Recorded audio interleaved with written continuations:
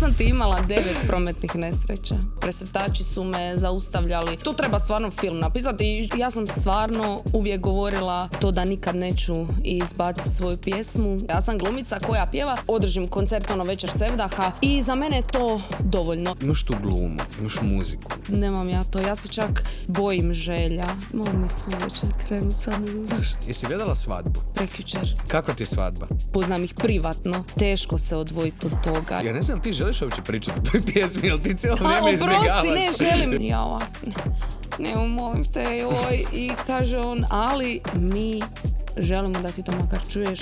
Ne želimo to dati nikomu osim tebi. A stih iz pjesme kaže, ne može se varat sudbinu. Za to bi bio idealan Nikša Bratoš.